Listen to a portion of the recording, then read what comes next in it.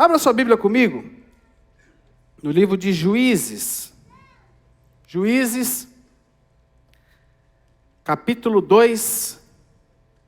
Nós vamos ler do verso 1 ao verso 3. Juízes, capítulo 2, do verso 1 ao verso 3.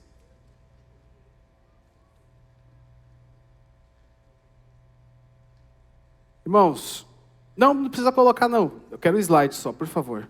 Por favor, só o slide. Por favor, tá? Irmãos, o mesmo Deus que corrige é o mesmo Deus que nos ama. O Deus que te corrige é o Deus que te ama. E quando, muitas vezes, os nossos erros, eles são expostos, isso não vem para nos destruir,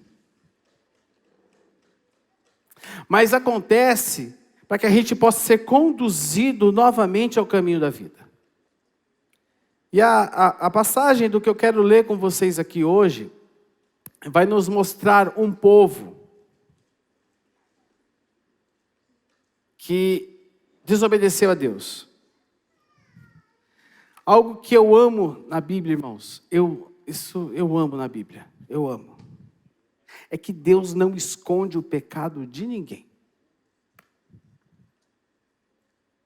O que Davi era? Um homem segundo?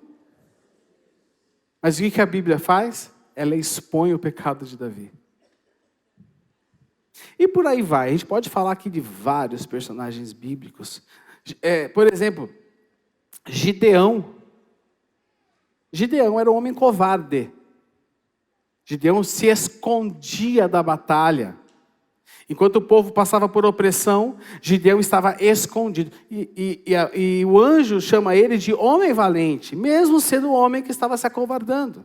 Então a Bíblia, ela não esconde nada, ela mostra. Porque ela mostra também um Deus que nos ama e que trata conosco. Eu quero ler com vocês Juízes, capítulo 2, nós vamos ler do verso 1 ao verso 3. Vai ter aqui. Se você não trouxe sua Bíblia, vai estar aqui aqui no telão, você pode acompanhá-la. Em nome de Jesus. Diz o seguinte: o anjo do Senhor subiu de Gilgal a Boquim e disse aos israelitas: tirei vocês do Egito e os trouxe a esta terra que jurei dar a seus antepassados. E afirmei que jamais quebraria a minha aliança com vocês. Então, olha só. O anjo do Senhor subiu de Gilgal a Boquim e disse aos israelitas: tirei vocês do Egito e os trouxe a essa terra que jurei a dar aos seus antepassados. E Deus fala para eles assim: e afirmei que jamais quebraria a minha aliança com vocês. Deus não quebra a aliança dele conosco. Quem quebra a aliança somos? Verso 2. De sua parte, vocês não deviam fazer aliança alguma com os habitantes dessa terra, mas sim destruir os seus altares. Porque vocês desobedeceram a minha ordem. Agora, portanto, declaro que não expulsarei mais os povos que habitam em sua terra. E eles serão como espinhos em suas costas. E os deuses deles serão uma armadilha para vocês. Feche seus olhos, vamos orar.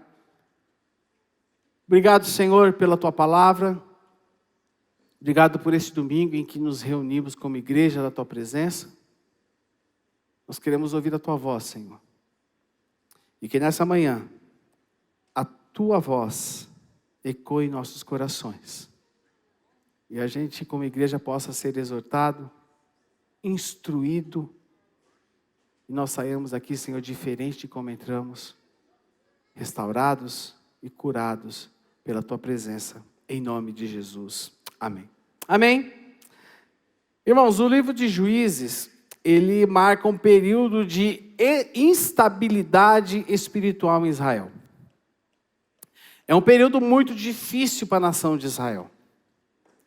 Naquele momento, o povo era dirigido por juízes. Eles estavam debaixo de uma teocracia. Eles não tinham um governador aparente. Juízes eram aqueles que julgavam, direcionavam e estavam à frente do povo em suas batalhas. Depois da morte de Josué, o povo começou a relativizar aquilo que Deus havia ordenado para eles de forma clara. Comecinho de Juízes mostra depois da morte de Josué. Você vai ver que fala sobre isso. Então o povo estava relativizando.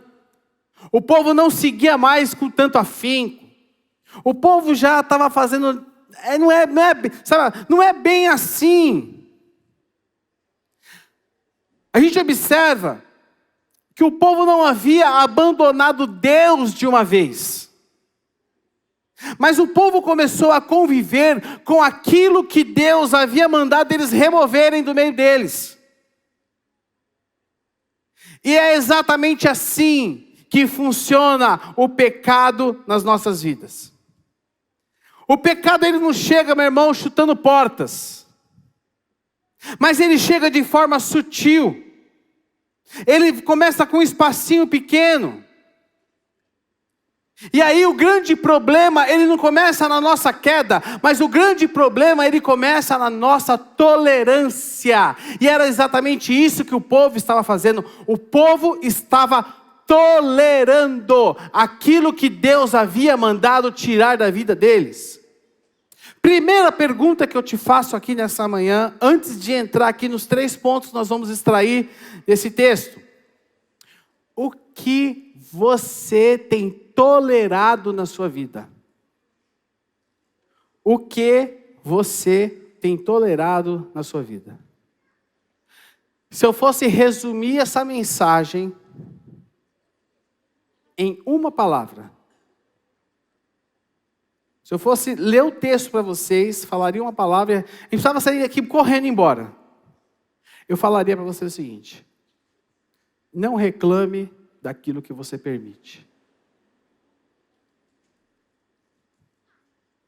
Não reclame daquilo que você permite. Daquilo que você tem permitido na sua vida. Porque muitas vezes nós estamos vendo consequências. Os espinhos que o texto diz. E meus irmãos, Juízes 2, o anjo do Senhor, ele sobe a Gilgal, para Boquim. Gilgal, para vocês entenderem, ele representa o lugar da aliança. Gilgal simboliza o lugar da aliança. E Boquim significa os que choram. Ou seja, o povo saiu do lugar da obediência para experimentar o lugar das lágrimas. O povo começou a negociar. Aquilo que eles tinham que destruir, eles toleravam. E meus irmãos, todas as vezes que nós toleramos aquilo que nós precisamos remover das nossas vidas, inevitavelmente colheremos as consequências dessa escolha. Todas as vezes que nós não ouvimos a Deus, nós pagamos preço. Nós acabamos pagando preço. E esse texto, ele vai nos revelar 3 etapas dessa desobediência. Como que ela começa? Qual o preço que eles pagaram? E aí, primeiro ponto, nós precisamos nos atentar no que nós permitimos entrar. E aí o texto vai dizer o seguinte, olha só, destacado.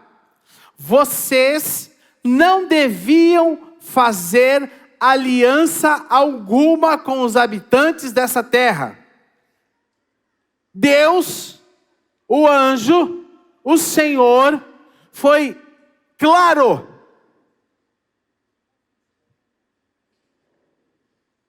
O Senhor foi claro com eles. Eles não deviam fazer nenhum tipo de aliança. Mas eles deviam destruir os altares. Eles deveriam se posicionar, irmãos. Aqui fala de posicionamento. E Deus não proibiu essas alianças, meus irmãos, por motivo étnico. Não. Discriminatório. Deus discriminava. Não. Aquela ordem, aquela proibição, tinha como objetivo preservar a fidelidade à aliança. E impedir que Israel fosse conduzido à idolatria. Vocês não deviam fazer aliança alguma com os habitantes dessa terra. Nenhuma. Só que Israel não é bem assim. Será? Olha, vamos.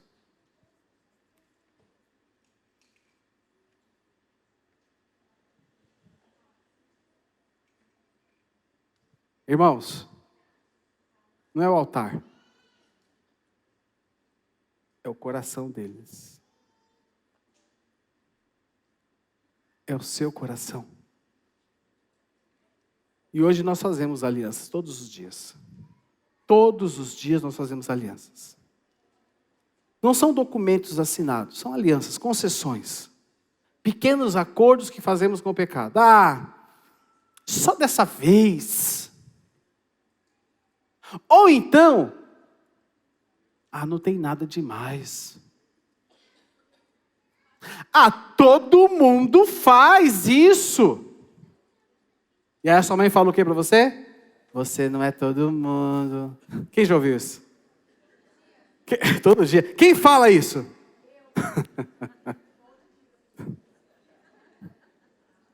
E aí, meus irmãos, pouco a pouco, nós vamos cedendo áreas que pertencem nas nossas vidas exclusivamente ao Senhor. Quando você aceitou Jesus, você tirou coisas da sua vida, vícios, coisas que te destruíam. Só que no decorrer da sua caminhada, o que você começou a fazer, acordos com essas coisas de novo. Ou seja, você começou a restaurar alianças que não deveriam ser restauradas na sua vida. E meus irmãos, eu quero dizer algo a vocês.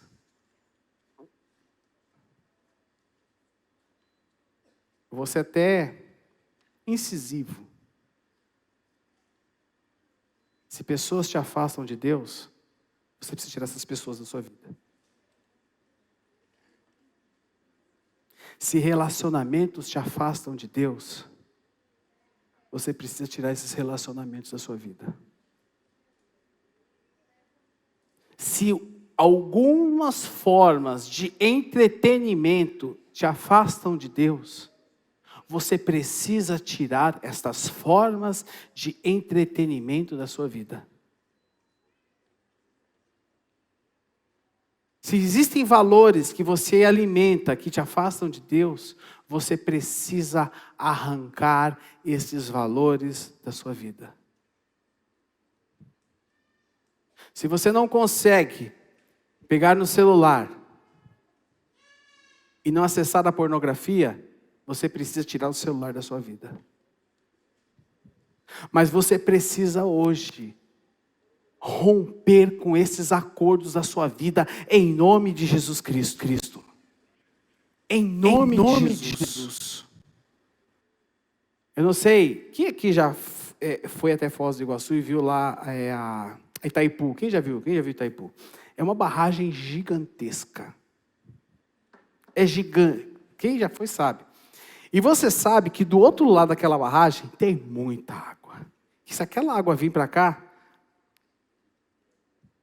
só a arca de Noé para salvar os irmãos de Foz do Iguaçu.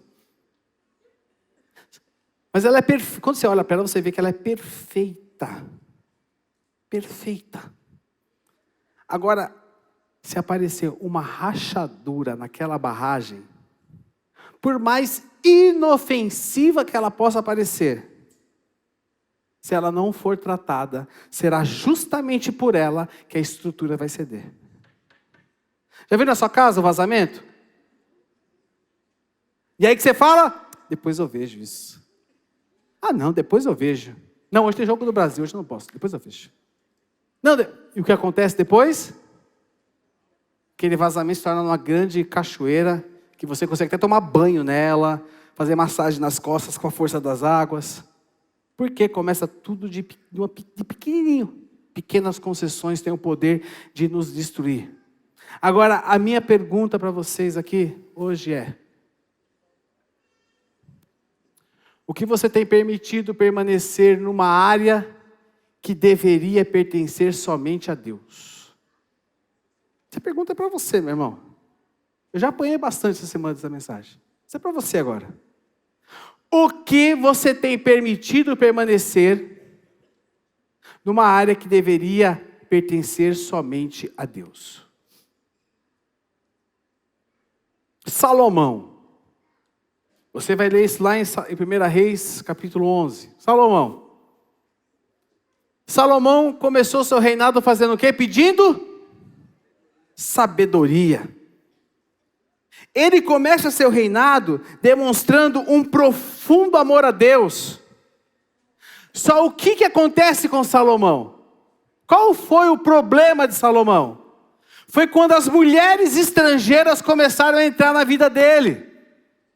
E aí aquelas mulheres estrangeiras entravam na vida. E detalhe, isso Salomão fez contrariando ao Senhor. Contrariando a Deus. Aquelas mulheres estrangeiras entraram na vida dele. O problema não foi o casamento. Sabe qual foi o grande problema?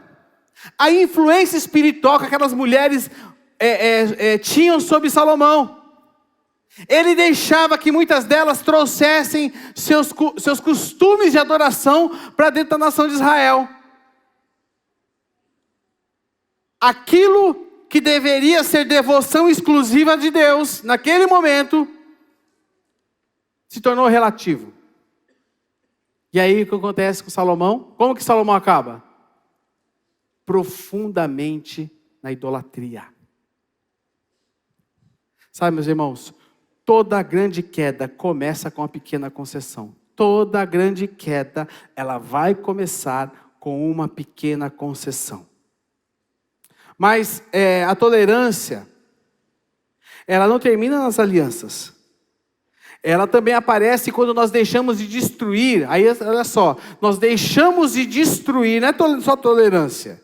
Mas aí já vai para um outro ponto, onde nós deveríamos destruir aquilo que Deus condenou. E aí o que nós fazemos? Nós insistimos em manter. E aí diz o texto seguinte: mas sim, destruir seus altares. Por que vocês desobedeceram a minha ordem? Deus não falou para o povo apenas evitar a idolatria. Mas o Senhor ordenou que eles destruíssem completamente os altares. E o que significa um altar? Um altar significa o centro da adoração. A nossa conferência da família desse ano, nós conversávamos com a Fabiana, orava nesse sentido.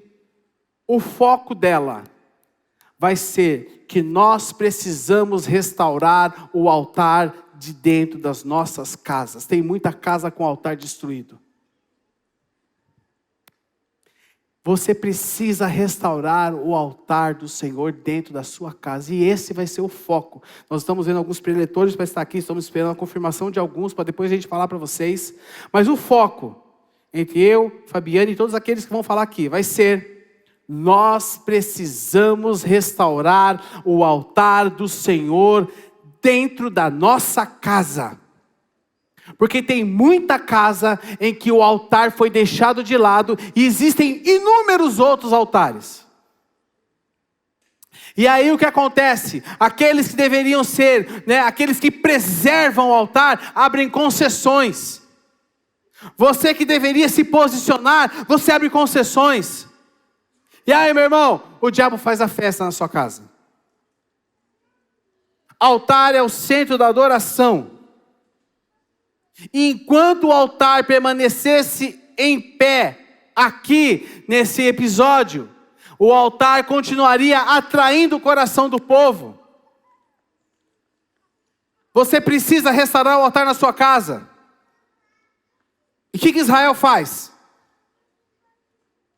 O que nós fazemos? Nós preservamos aquilo que Deus nos manda remover.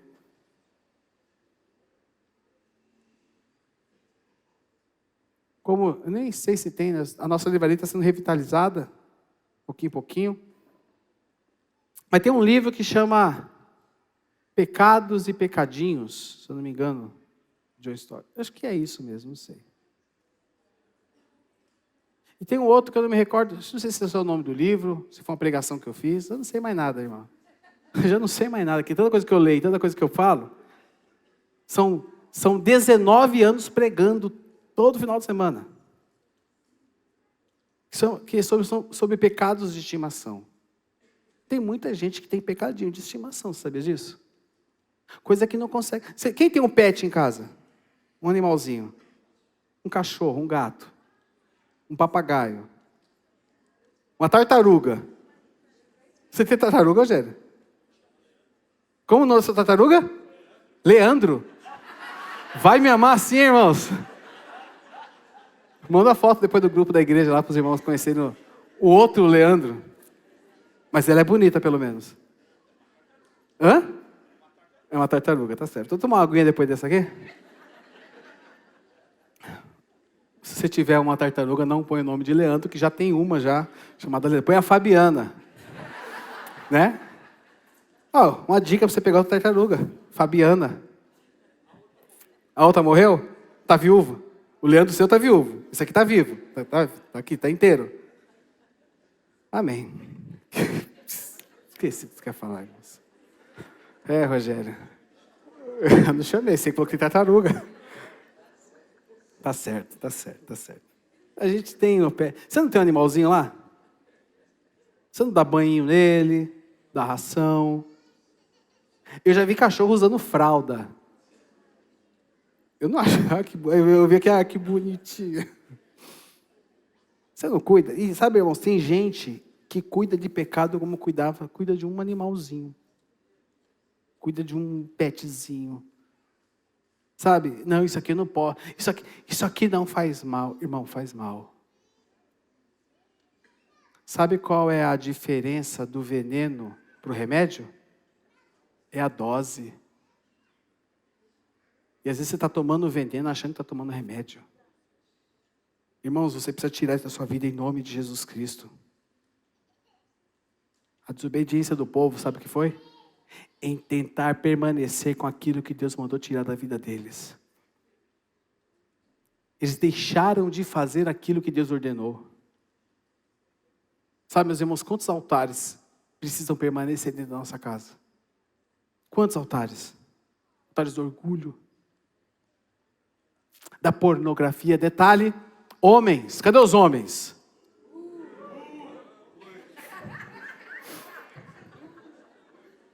Vocês estão fracos, hein? É porque a gente está fazendo muita reunião junto com as mulheres, é isso que está deixando você? Dia 11 de setembro, se eu não me falha a memória, nós vamos ter aqui um pastor Samuca, pastor Samuel. Ele é psicólogo, não parece, mas ele é psicólogo. Ele é psicólogo e vai falar conosco sobre pornografia. É só os homens, as mulheres não, tá? Reunião de homens. Fala sobre pornografia com os homens. Já fizemos uma reunião sobre essa há muito tempo atrás e agora vai ser uma grande bênção. Você precisa tirar o altar da pornografia da sua casa. Você precisa tirar da sua casa o altar da mentira. Você precisa falar a verdade para sua esposa, você precisa falar a verdade para os seus pais, você precisa falar a verdade para os seus irmãos, você precisa falar a verdade para os seus filhos. Você precisa tirar da sua casa o altar da amargura. Você precisa tirar da sua casa o altar da falta de perdão. Você precisa tirar da sua casa o altar da ganância. Você precisa tirar da sua casa o altar daqueles vícios escondidos. Ah, eu não bebo, eu só bebo socialmente. Uhul! Você precisa tirar isso da sua vida em nome de Jesus. Porque sobre as nossas vidas, dentro da minha casa, eu tenho o altar de adoração ao Senhor. Não é a mim. Não é o Deus dos cananeus. Mas é ao Senhor. Aquilo que acontece dentro das quatro paredes da minha casa. Ó, irmãos, sua família tem problema? Ixi, a minha. Tem alguém aqui que tem a família perfeita? Levanta a mão. Se tiver, pega o óleo da unção que você vai orar por todos nós aqui. Não tem boleto ainda, né? Não tem boleto ainda.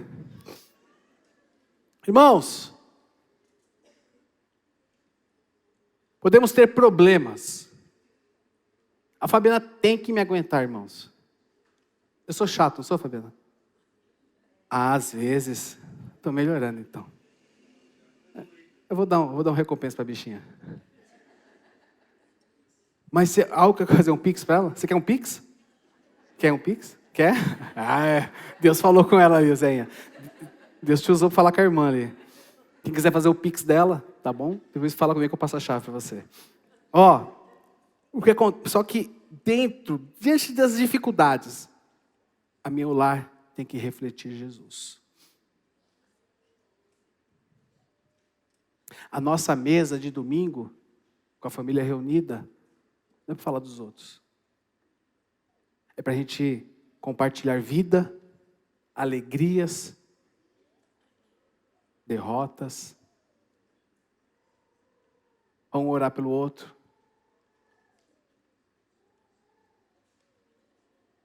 E depois você reclama. Sabe por quê?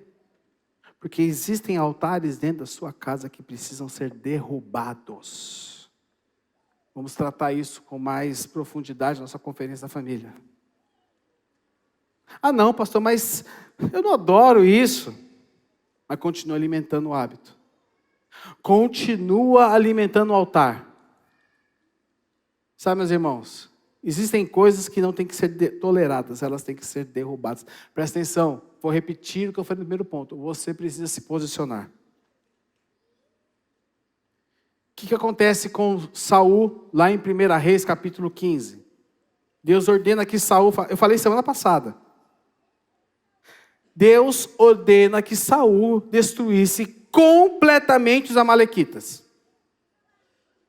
Mas o que Saul faz? Mas não é bem assim. Eu vou preservar o rei Agag. Não somente o rei, mas o melhor dos animais deles. Saul desobedece a Deus e deliberadamente, por conta própria, preserva aquilo que Deus mandou ele destruir. E aí, nós ouvimos a famosa frase do profeta Samuel: obedecer é melhor do que? Sempre que nós preservamos aquilo que Deus manda nós destruirmos, tirarmos da nossa vida, a nossa obediência se torna incompleta. Amém? E terceiro, e por causa disso, nós somos obrigados a enfrentar, como diz aqui no texto. E olha que Deus fala para eles. Agora, portanto, declaro que não expulsarei mais os povos que habitam em sua terra. Olha só. eles serão como espinhos em suas costas, e os deuses deles serão uma armadilha para vocês. Eles deveriam destruir os altares, mas eles negociaram com o povo da terra. E aí o Senhor fala para eles: agora, portanto, declaro que não expulsarei mais os povos que habitam em sua terra. Quem aqui já carregou uma mochila nas costas e sentia alguma coisa incomodando assim? Tipo, sabe? Parece que tem uma coisa... É ruim.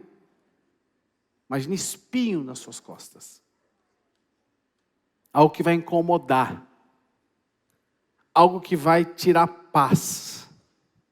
Algo que vai trazer perturbação. Algo que toda hora você se lembra que está te incomodando. É assim ou não é? Quem já andou com pedra no sapato? É horrível. Estava no parque ontem, estava correndo lá, de repente eu senti um negócio no meu pé. Eu falei: Jesus, o que tem aqui? Eu tive que parar, tirar o tênis. Tinha uma... Não era uma pedra, irmãos. Aquilo lá era um paralelepípedo. Não sei como foi entrar aqui no meu tênis. Mas foi bom que eu descansei, né? Sabemos, pois, que todas as coisas cooperam... É Bíblia, irmão. Isso é Bíblia.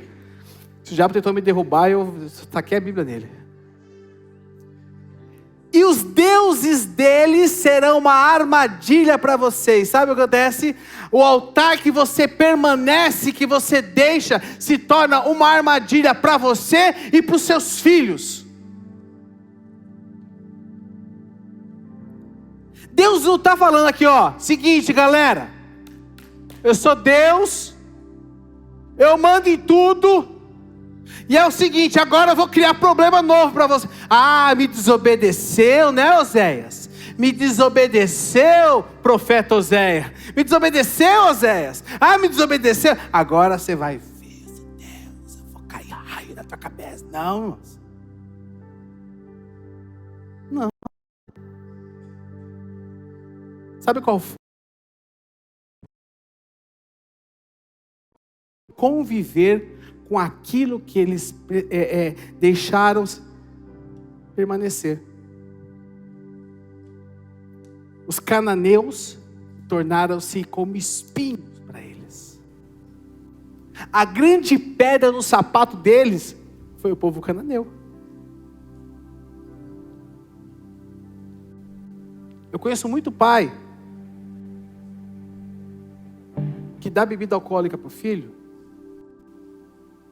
e eu vejo o filho se tornar alcoólatra lá na frente. Aí o pai fala assim: mas tem que orar por ele. Eu penso, eu tinha que ter orado por você lá atrás, não ter feito a besteira, né? Se tornam, altares que nós preservamos, se tornam espinhos nas nossas vidas lá na frente. Não reclame daquilo que você permite na sua vida e na sua família. Não reclame. Mas meu filho vai falar que eu sou chato. Seja um chato gospel então.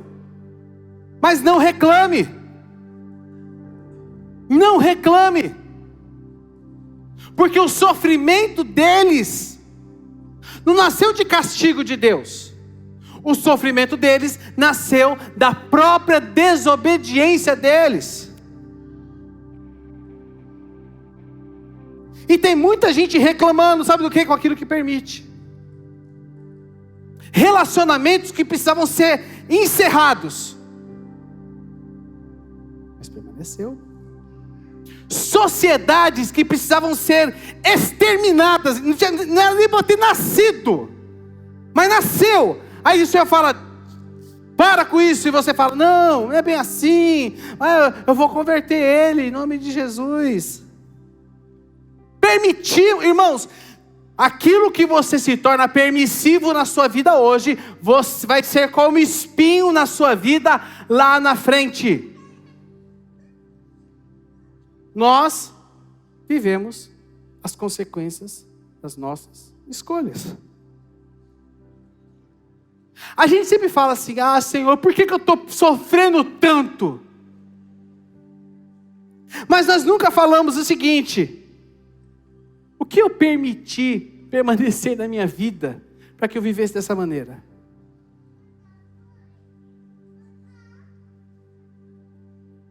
Presta atenção.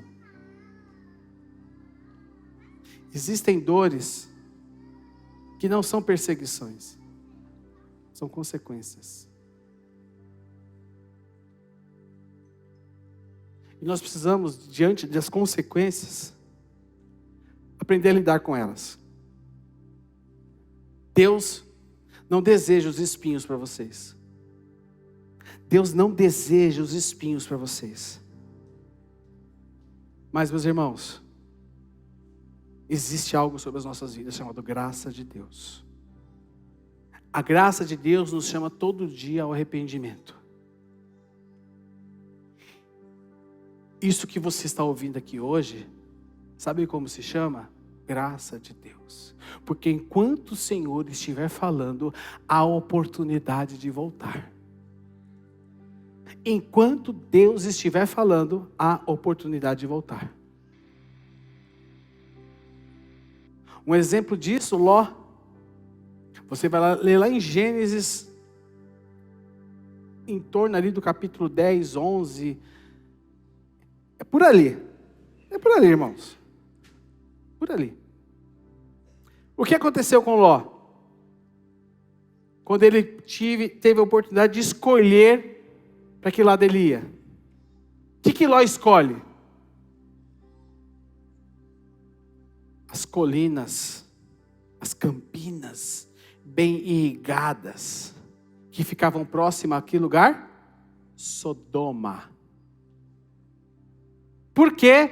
Porque aos olhos dele, parecia o quê? Vantajoso. Eu vou me dar bem ali. O que Ló faz? De princípio, ele apenas armou a tenda na porta da cidade. Ficou perto da cidade, ele armou a tendinha dele. Depois, o que ele fez? Foi morar nela. E por fim, quando o Senhor faz a destruição de Sodoma e Gomorra, ele sofreu uma grande consequência. Perdeu a sua esposa e viu tudo aquilo que ele tinha ser destruído. E como que ele saiu de Sodoma? Pela misericórdia de Deus. Como que começou as coisas na vida de Ló? Com uma decisão pequena, inofensiva. Não vai fazer mal para ninguém, é só eu. E muitas vezes as consequências que nós enfrentamos nas nossas vidas são fruto de escolhas que nós insistimos em manter ao longo da nossa caminhada. Diante dessa verdade, só existe uma decisão, meu irmão. E você aqui está diante do Senhor. Em primeiro lugar, Deus ele sempre fala antes de agir. O texto, ele não termina apenas com Deus denunciando o pecado. Mas o texto, ele revela o coração de um Deus que ama o seu povo.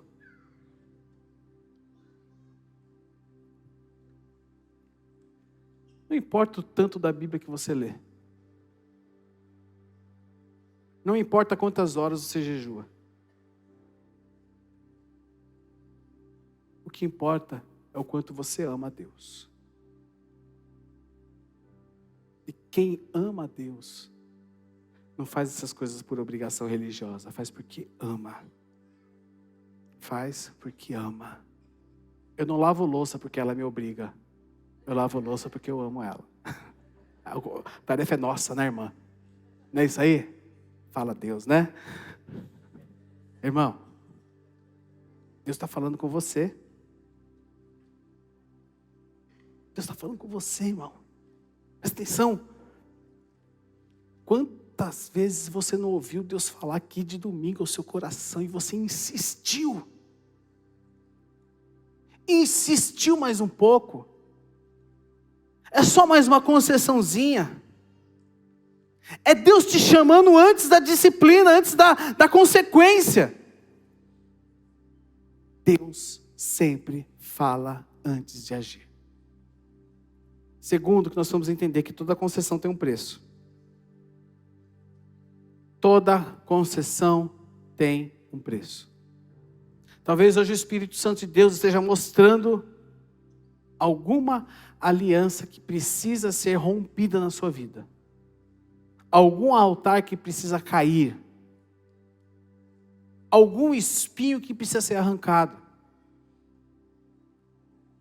Se você está num relacionamento e não é um relacionamento santo, algo, dá tempo de voltar atrás e corrigir.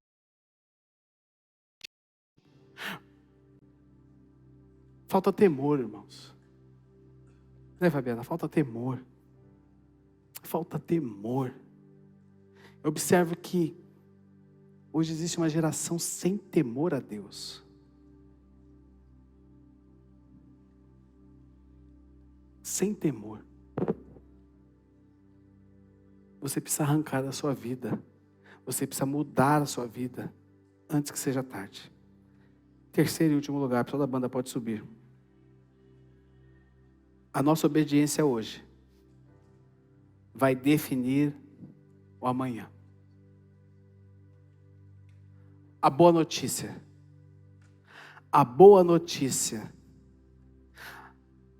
A boa notícia que nós temos aqui é que o Evangelho de Jesus Cristo há espaço para o arrependimento. Há espaço para uma nova obediência. A cruz, presta atenção, irmãos,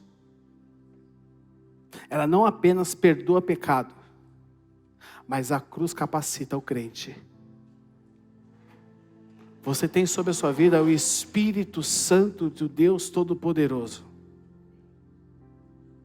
E a ação deste Espírito Santo vai te dar graça para você romper com aquilo que te domina. Aquilo que te domina vai ser arrancado da sua vida hoje em nome de Jesus. Queria pedir que vocês colocassem de pé no seu lugar, por favor.